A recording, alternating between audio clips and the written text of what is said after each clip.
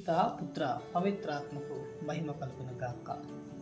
ప్రభువునందు ప్రియ దేవుని బిడ్డలారా, సహోదరి సహోదరులారా, ఈనాడు ఈ యొక్క చిన్న వీడియోలో మనం యేసు ప్రభు యొక్క శిష్యులు వారు ఈ లోకంలో సువార్త పరిచయం చేస్తున్నప్పుడు క్రీస్తు ప్రభు కోసం ఏ విధంగా మరణించారో అన్నటువంటి సత్యాన్ని వారి యొక్క చిహ్నాలు గుర్తు చేస్తూ ఉన్నాయి.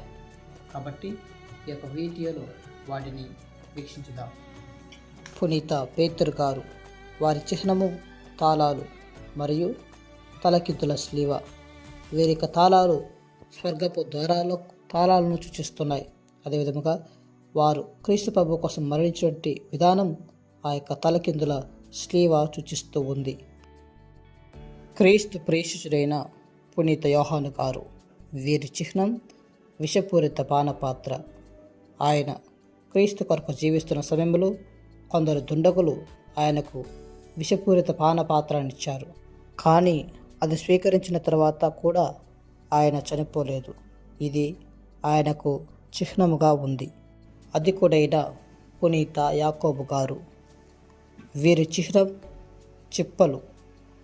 వీరు యాత్రికులకు ప్రసిద్ధిగా సూచనగా ఉన్నారు.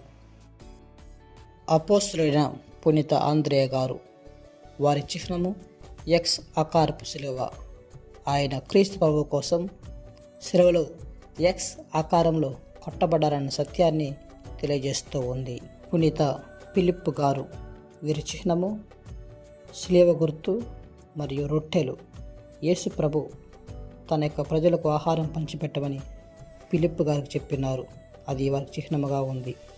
పునీత చిన్న యాకోబు గారు పారంపర్య ప్రకారం యాకోబు గారిని రాళ్లతో కొట్టి ఆయనను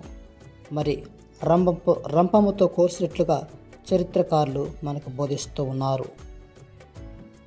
అపోస్తలుడైన పునీత మత్తయ్య గారు వీరి చిహ్నము డబ్బుల సంచి.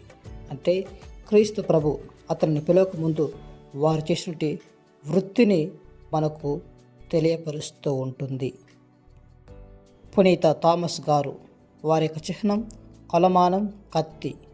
వీరు నిర్మాణ పనులు చేపట్టేవారని మనకు సూచనగా ఉంది.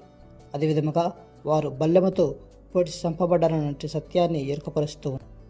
పునీత యోధా తద్దయ్య గారు వారు ఒక మిషనరీగా అనేక ప్రదేశాలకు పయనించాడు. అందుకే ఓడ అతని యొక్క ప్రయాణానికి చిహ్నముగా ఉంది. అపోస్తలుడైన పునీత బర్తొలొమేయు గారు